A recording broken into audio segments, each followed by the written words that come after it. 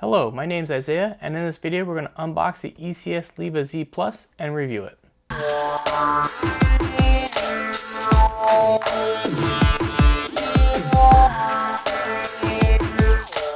So here in front of me I have the ECS Leva Z Plus. Now if you see my other review, I just reviewed the Z, not the Plus model. The major difference is going to be its different CPU, so let's go ahead and dive right into it. Now with the exterior box off, it's pretty easy to see. It's pretty much the same setup as before. You have the unit itself, which I promise to get back to. We have the normal power adapter that you would get, the brick that goes with it, and a VESA mounting plate. With the unit removed, it's easy enough to see it once I peel off the sticker here. The Leva, there's no indication that says the Plus on it itself. It looks like it's just a normal unit. But the back on the barcode actually will say Plus on it. Putting a disc on top, you see how large it is. It's pretty small. And then if you grab a Blu-ray case like I have right here and compare it, it shapes up to be a very small device, which is great. On the front you see there's a power button, 3 USB 3.0 ports, and a USB 3.0 Type-C port. On the end there is a combo jack with audio and mic together. If you rotate to this side, it's just a fan ports on both sides. And on the back, you have the mini display port, HDMI 1.4, 2 Ethernet jacks, and a power port. After playing around with it a bit, I was able to open it, and you see here this is broken off because this screw was gripped, so I had to tear the plastic off. Later on, I'm going to drill that out and actually recombine the plastic, but for now, that's what it looks like. Not all, review copies are perfect, and here's an example of one of them. The screw was totally stripped out, so I couldn't actually undo this. But for you guys, here it is. It's going to be very similar to the original Leva. Here's the Leva Z, and this is the Leva Z Plus. The major difference in layout is that one has DDR3 memory, which is here, and one has DDR4 memory. That's going to be it. Everything else is pretty much identical as far as layout goes. As far as this unit actually is, I have actual SSD that's pre-installed here for me, so it's going to vary based on what model you have and obviously the price you pay. So here, give you a quick rundown, is all the USB ports are right here. Here is the Wi-Fi card below the SSD, and right over here is the memory, 2 slots of DDR4. Below that is an unused mini SATA port and a comms port. Mounting the Leva Z Plus was a fairly simple process. As you see, the unit itself came with a VESA mounting plate, which makes it very convenient to attach to the back of a computer monitor.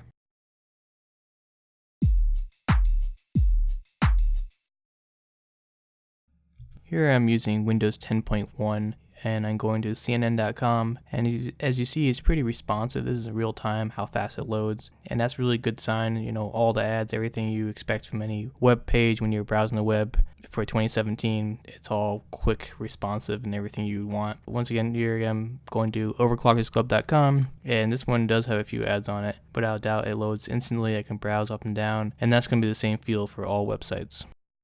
Next up, as part of the web browsing experience, I'm going to Facebook and playing Candy Crush and Farmville. Now, I really have no problems with it. Like before, browsing the web was fast. This is just as smooth. I mean, I don't expect people to buy this computer just to play Facebook games, but if you want to let off some steam after, doing some work, research papers, whatever you have to do, this is a great way to do that. And of course, if you're using this computer as a media center for your TV, you can also play games just fine off your television through Facebook, or even if you download the program, it should work just fine.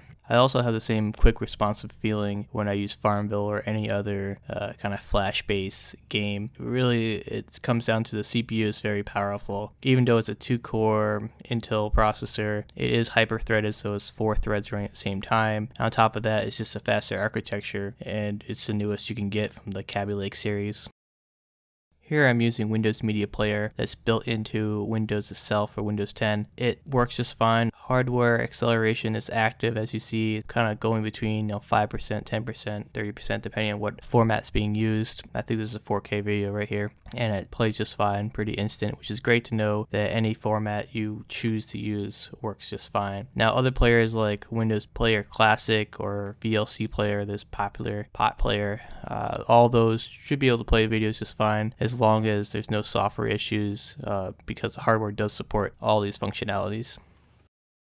Next up was I wanted to see if this CPU with the onboard graphics was capable of playing 3D games. Now, you're not going to play everything, obviously, because onboard video has its limitations, but you should be able to know that your light gaming, stuff like Diablo 3 or StarCraft, or maybe any game that keeps it on the lower resolutions should be fine. Right here, I have it on like medium settings. It's running at 1080p, and it was decently played. I see that it has a little bit jitters in the video, but that's just because of how I'm capturing it. But when I was playing it, I didn't really have any problems at all. So you see the big fight going on, everything's pretty smooth, and I don't know what else to say other than it's possible to play 3D games on this processor.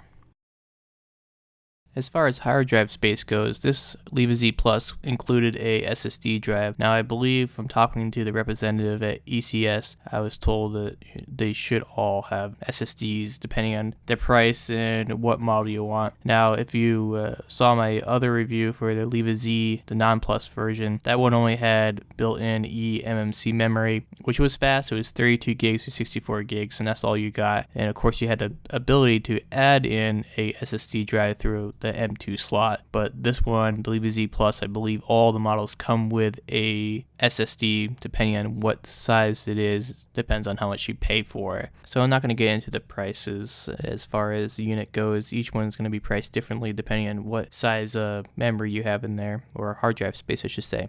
That being said, this is amazing. It really does keep things smooth, running fast, and I wouldn't expect anything else from ECS.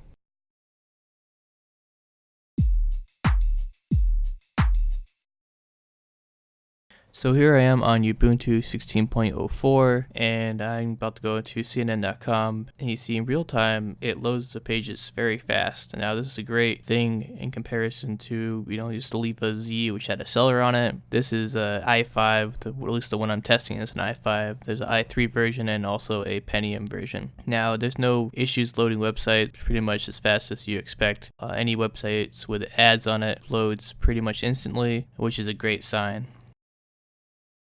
Here I am on YouTube, and I picked a 4K video to play. Now 1080p and 4K, I should say, plays just fine. If you're seeing a little bit jittering in the video, that's just because of the capture card I'm using. The video itself is just fine.